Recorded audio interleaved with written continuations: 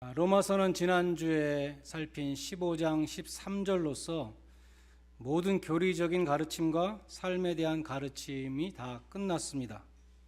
이제 바울은 자신의 선교 사역을 로마 교우들에게 보고하고 소개하고 그들의 중보 기도를 부탁합니다. 바울은 예루살렘부터 일루리곤까지 복음이 아직 전해지지 않은 곳에 현만하게 미개척지를 찾아서 복음을 전했다, 이렇게 보고합니다.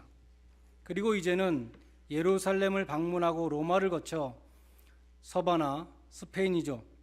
스페인까지 가겠다는 선교 계획을 소개합니다. 그리고 자신의 사역을 위한 기도 제목을 내어놓으며 함께 기도할 것을 요청하는 것이 오늘 읽은 본문의 내용입니다. 로마서를 돌이켜보면 1장부터 11장까지는 믿음으로 의롭게 되는 복음의 본질을 설명했습니다.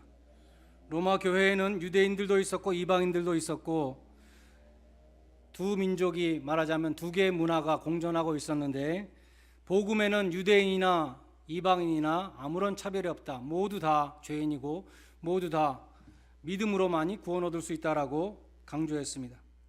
그리고 12장부터 삶의 문제를 다루면서 특별히 서로 다른 문화적인 배경을 갖고 있는 그러한 교인들이 서로를 판단하고 서로를 멸시하는 것이 아니라 서로를 세워주는 자들이 되라라고 교훈했습니다.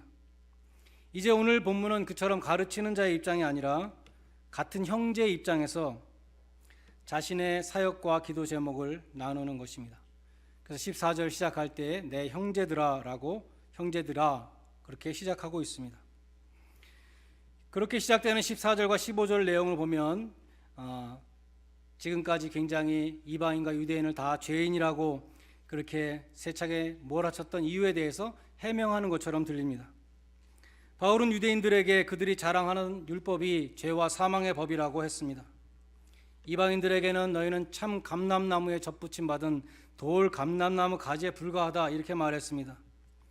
만약 로마 교회에 있는 이방인과 유대인들이 믿음으로 겸손하게 받지 못했다면 그들의 자존심을 건드리는 말씀을 듣고 시험에 들었을지도 모릅니다. 그래서 바울은 14절과 15절에서 이렇게 말씀하는 것입니다.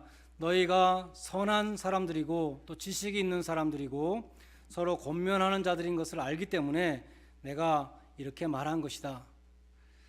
내가 이렇게 쓴 것은 인간적인 말로 한 것이 아니라 하나님이 주신 은혜로 담대하게 말한 것이니까 따지는 마음이나 냉담한 마음으로 받지 말고 착하고 선한 마음으로 잘 받으라고 말씀합니다.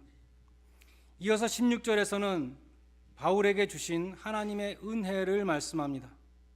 이 은혜는 나로 이방인을 위하여 예수의 일꾼이 되게 하사 이방인을 제물로 드리게 하신 것이라고 말씀하고 있습니다.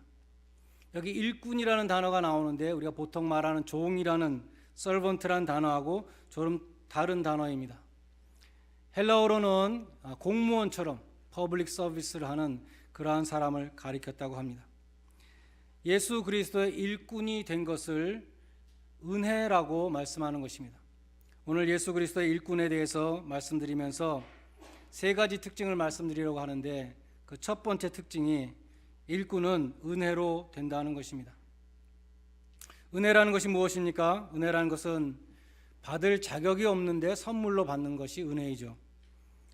하나님이 나를 부르시고 직분을 주시고 일꾼을 삼아 주신 것이 나에게 부담을 주신 것이 아니라 그것이 정말 받을 자격이 없는 자에게 주신 선물이다, 은혜다 라고 말씀하는 것입니다. 여러분은 과연 그렇습니까?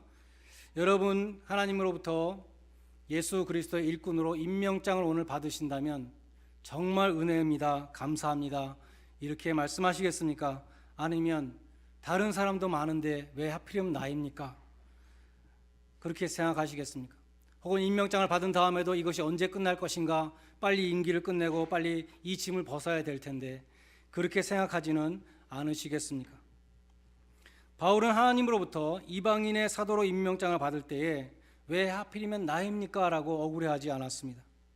왜 하필이면 동족이 아니라 이방인들한테 가라고 하십니까? 라고 불평하지도 않았습니다. 바울은 자기처럼 교회를 핍박하고 다니던 죄인의 괴수에게 이렇게 귀한 직분을 맡겨주시니 너무나 감사합니다, 은혜입니다, 영광입니다 이렇게 말했다는 것입니다. 그래서 바울은 자기가 이방인을 위하여 예수의 일꾼이 되고 이방인을 제물로 드리는 복음의 제사장이 된 것이 은혜라고 말씀하는 것입니다. 이방인이 누구입니까? 믿음의 조상도 없고 율법도 없고 약속도 없고 예배도 모르던 사람들입니다. 오늘날로 말하면 대대로 우상을 섬기던 불신자들이라고 할 수 있습니다. 바울은 하나님께서 많은 사람들 가운데 자기를 택하셔서 또 많은 사람들 가운데 그렇게 믿지 않는 이방인들에게 가서 그들을 구원하라고 하신 그 사명을 주신 것에 대해서 큰 영광으로 생각했다는 것입니다. 나 같은 죄인을 살리신이라는 어메이징 그레이스 찬송을 지은 존 뉴턴은 이렇게 말했습니다. 우리가 신앙생활을 하면서 경험하는 것 가운데 세 가지 놀라운 체험이 있다. 첫째는 내가 죄인이라는 사실을 발견하는 것이고, 두 번째는 그럼에도 불구하고 하나님이 나를 용서하셨다는 사실을 발견하는 것이다. 그리고 셋째는 그처럼 나를 용서하셨을 뿐만 아니라 하나님이 나를 쓰시고자 했다는 것이다 라고 말했습니다. 여러분은 하나님이 여러분을 쓰시고자 하신다는 사실에 대해서 놀라운 감격이 있으십니까? 제가 한국에서 군대 복무할 때 일주일 동안 정신교육원에 들어갔었습니다. 정신교육원에 들어가서 무엇을 교육받았는지 지금 하나도 기억 안 나는데 기억나는 건 딱 하나가 있습니다. 교육원장님이 대령님이셨는데 그분이 이렇게 말하는 것이에요. 우리 사관학교 동기생들의 참 똑똑하고 뛰어난 인물들이 많았는데 3분의 2가 대령을 못 받고 3분의 1만 대령을 받았는데 참모총장께서 나에게 대령을 달아주셔서 얼마나 감사한지 모르겠다. 그 말을 한 것이 아직까지 기억에 납니다. 그분은 대령 계급장을 달아준 사람에 대해서 그처럼 감사했습니다. 또 여러분은 장세동이라는 분을 기억하시는 분이 있을 것입니다. 우리 청년들은 잘 모르겠지만 그는 전두환 대통령을 위해서, 전 대통령을 위해서 모든 것을 뒤집어 쓰고 2번이나 감옥에 갔습니다. 베드로는 주님을 따라서 옥에도 갇힐 수 있고 주님 죽는 데까지 따라가겠습니다 라고 큰 소리치고 금방 배신했지만 이분은 끝까지 배신을 하지 않았습니다. 따라다녀봐야 더 이상 득이 될 것이 없는 사람을 끝까지 주인으로 섬기고 배신하지 않았습니다. 사람들이 장세동 씨에게 물어봤다고 합니다. 당신은 왜 전두환 전 대통령에게 그처럼 충성을 하십니까? 그러자 장세동 씨는 아주 짤막하게 대답했다고 합니다. 그분은 저를 인정해 주십니다.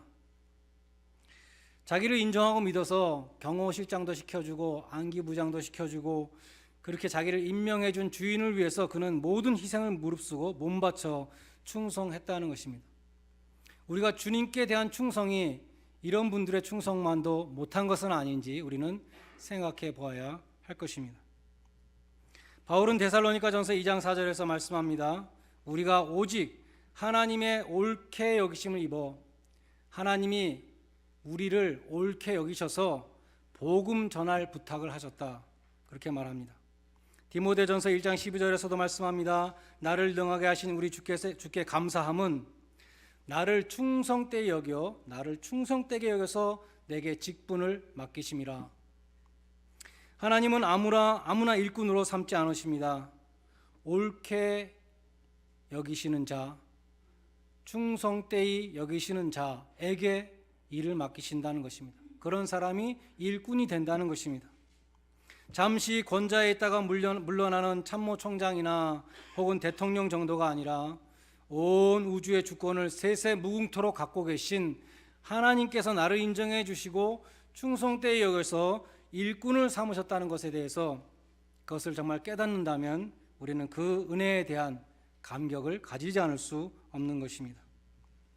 일꾼의 직분은 부담스러운 짐이 아닙니다. 그것은 은혜입니다. 내가 천하보다 더 귀한 영혼을 하나님 앞에 제물로 바칠 수 있는 그것은 무거운 짐이 아니라 특권이라는 것입니다. 그처럼 부르신 은혜에 감격하는 일꾼들만이 기쁜 마음으로 직분을 감당할 수 있습니다. 여러분 한 사람 한 사람이 그러한 기쁜 마음과 감격스러운 마음으로 자신의 삶을 예수 그리스도의 일꾼으로 드리시기를 바랍니다. 둘째로 하나님은 일꾼에게 능력을 주십니다. 오늘 본문 18절에 보면 이방인들을 순종케 하시기 위해서 바울에게 말과 일과 표적과 기사와 능력과 성령의 능력으로 역사하셨다라고 증거하고 있습니다. 이방인들은 바울이 예수의 복음을 전했을 때 그 복음을 받아들일 준비가 전혀 되어 있지 않았습니다. 그들이 복음을 순순히 믿을 그러한 리가 만부했죠. 그러한 이방인들을 복음에 순종케 하시기 위해서 표적과 기사와 능력을 나타내게 하셨다는 것입니다. 주님은 일꾼들에게 책임 맡기실 때에 그 책임을 수행할 수 있는 능력을 주십니다.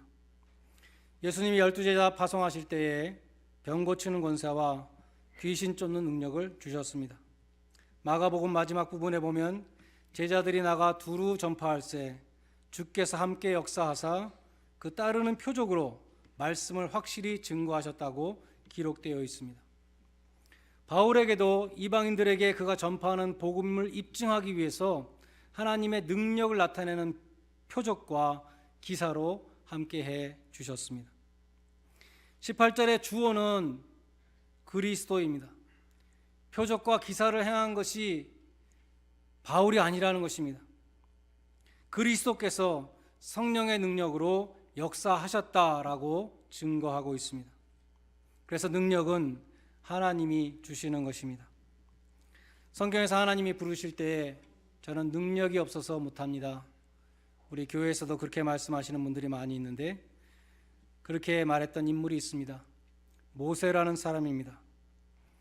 모세는 미디안 광야로 피신을 해서 40년을 지냈습니다. 근데 전혀 기대치 않게 40년을 지나고 모든 것을 포기하고 있는 그 모세에게 하나님이 나타나셔서 부르셨죠. 그리고 엄청난 사명을 주셨습니다. 이스라엘 백성을 이끌고 출애굽을 하라. 모세는 사양했습니다. 내가 그걸 어떻게 합니까? 특별히 저는 말주변이 없습니다.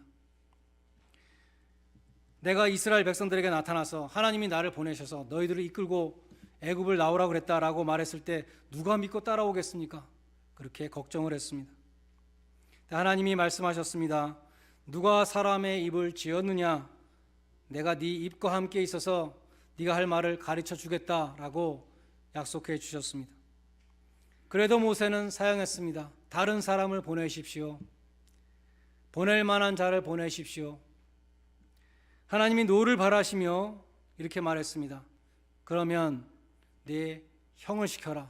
네 형이 말을 잘하지 않는가? 네 형을 대변인으로 세워라. 그렇게 말했습니다. 네 손에 있는 지팡이를 가지고 이적을 행하라. 능력이 없어서 못하겠다고 버티는 모세에게 하나님은 동역자를 주셨고 또 초자연적인 능력을 주셨다는 것입니다. 어떤 목사님의 설교에서 이런 예화를 봤습니다. 유명한 조각가 미켈란젤로가 어느 날 거친 대리석을 다듬지 않은 거친 대리석을 보고 소리를 질렀다고 합니다. 다비드가 걸어 나온다. 저기서 다비드가 걸어 나온다. 그렇게 소리를 질렀다는 것입니다. 친구들이 왜 그러냐고 물어보니까 저 대리석을 잘 다듬으면 다윗의 동상을 만들 수 있다라고 말한 것입니다. 예수님은 시몬 베드로에게서 계발을 보셨습니다. 시몬은 성급하고 실수를 잘하는 넘어지기 쉬운 연약한 인간이었습니다. 근데 예수님이 시몬을 처음 보실 때 이렇게 말씀하셨습니다. 내가 요한의 아들 시몬이니 장차 게바라 하리라. 게바는 아람어인데 반석이란 뜻입니다.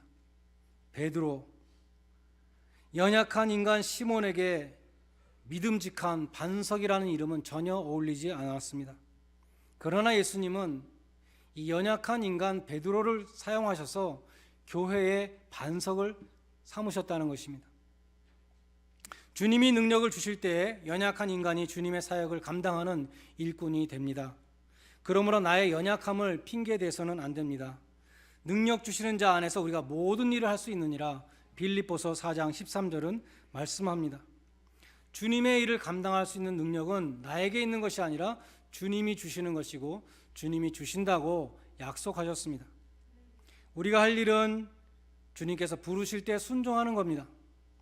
나 자신을 드리는 것입니다. 그럼 하나님께서 능력을 주시고 영광의 도구로 사용하시는 것입니다. 바울도 마찬가지였습니다. 바울은 공부를 많이 한 사람이었습니다. 그는 학자였습니다. 논리적으로 글을 잘 썼습니다. 하나님이 그것을 사용하셔서 신약 성경의 반 이상을 사도 바울이 기록하게 하셨습니다. 근데 사도 바울도 말을 잘 못하는 사람이었습니다. 사람들로부터 글은 아주 잘 쓰는데 실제로 보면 말도 잘 못하고 참 사람이 약하다, 그런 평을 들었습니다. 또 고린도전서 2장 3절에 보면 내가 너희 가운데 거할 때, 고린도에 있을 때 내가 약하여 두려워하며 심히 떨었다, 그렇게 고백합니다. 그는 거침없이 웅변을 쏟아내는 그러한 부흥사 스타일이 아니었고 그는 좀 샤이한 그런 사람이었던 것 같습니다. 그의 능력만으로는 이방인들을 설득해서 복음을 믿게 하기에 부족했습니다. 하나님은 바로 그 부족한 부분을 채워주셨는데 바로 표적과 기사의 능력이며 성령의 능력으로 역사해 주셨습니다. 우리들도 마찬가지입니다. 능력이 없다고 다른 사람을 지키라고 이렇게 핑계대서는 안 됩니다. 바울은 고린도후서 12장 10절에서 이렇게 말했습니다. 우리가 연약할 그때 가장 강하다. 내가 연약함을 고백할 때 우리는 강자이다 라고 그렇게 고백했습니다. 왜냐하면 주님께서 나의 부족한 부분을 채워주실 것이기 때문에, 우리의 연약함을 고백할 때 그 부족한 부분을 주님께서 채워주시기 때문에 우리는 참으로 영적인 강자가 된다라고 그렇게 고백했습니다. 능력이 없다는 것은 그렇기 때문에 주님의 능력을 믿지 못하는 불신앙이고 불순종을 드러내는 말입니다. 구원이 은혜인 것과 마찬가지로 일꾼으로 부르시는 것도 은혜입니다. 구원을 거부하는 것이 어리석은 것과 마찬가지로 일꾼으로 부르시는 은혜를 거부하는 것도 어리석은 일입니다. 하나님이 쓰시고자 할 때 그 부르심의 은혜에 순종하심으로 능력 있는 일꾼들이 되시기를 바랍니다. 셋째로, 일꾼은 축복을 나누어 주는 자입니다. 바울은 29절에서 내가 너희에게로 갈 때 그리스도의 충만한 축복을 가지고 가겠다. 로마서 시작할 때 1장 11절에서도 말했습니다. 내가 너희를 만나면 신령한 은사를 나눠 주겠다. 바울이 로마 교회에 주고자 한 축복은 영적인 축복이었습니다. 이 영적인 축복은 아브라함에게까지 올라갑니다. 아브라함에게 그러셨죠. 네가 복의 근원이 될 것이다. 너로부터 모든 복이 다 나올 것이다 라고 말씀했습니다. 바울은 갈라디아서 3장 8절에서 그 말씀을 이렇게 해석했습니다. 아브라함에게 약속하신 이 축복은 모든 이방이 받을 복음의 축복을 가리킨다. 너로 말미암아 모든 민족이 복을 받을 것이라는 것은 복음의 축복이 모든 민족에게, 이방에게 갈 것을 말씀하신 것이라고 그렇게 해석했습니다. 성경의 모든 축복은 구원받는 축복에 그것에 귀결되고 거기서 완성되는 것입니다. 야곱은 영적인 축복을 가로챘습니다. 에서는 영적인 축복을 헌식자처럼 버렸습니다. 에서는 팥죽 한 그릇에 장자의 명분을 팔았습니다. 에서는 장자였기 때문에 아브라함의 하나님, 이삭의 하나님, 그 다음에 성경에 에서의 하나님이라고 기록되었을 것인데, 영원 무궁토록 그렇게 기록되었을 것인데, 그 귀한 장자의 명분을 팥죽 한 그릇에 팔아서 아브라함의 하나님, 이삭의 하나님, 야곱의 하나님이 되게 됐다는 것입니다. 여러분은 영적인 축복을 얼마나 귀하게 생각하십니까? 여러분은 영적인 축복을 자손들에게 전수시켜 드리는 것을 얼마나 귀하게 생각하십니까? 자녀들에게 줄 수 있는 가장 큰 축복은 기도의 축복이고 믿음을 물려주는 것입니다. 이웃에게 줄 수 있는 가장 큰 선물은 복음을 선물하는 것입니다. 예수 그리스도의 일꾼은 복음의 제사장이라, 불신자의 영혼을 하나님 앞에 바치는 제사장이라고 그렇게 말씀합니다. 그처럼 바울은 영적인 축복을 나누어주는 자였습니다. 동시에 바울은 지금 마게도니아와 아가야 사람들에게 거둔 구제 헌금을 가지고 예루살렘 교회로 간다라고 말하고 있습니다.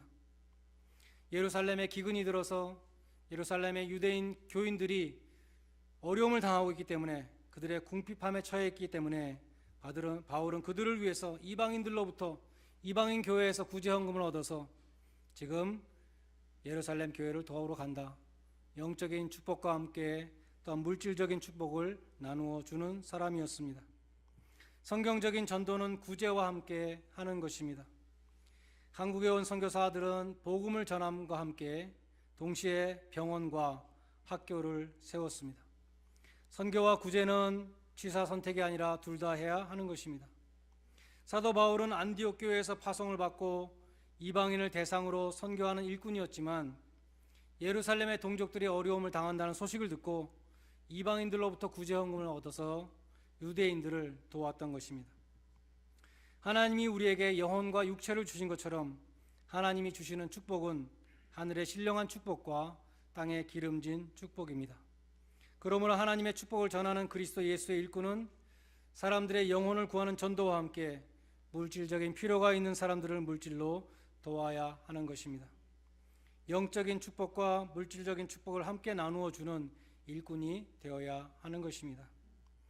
마지막으로 바울은 자기를 위해서 기도해 달라라고 간곡히 요청합니다.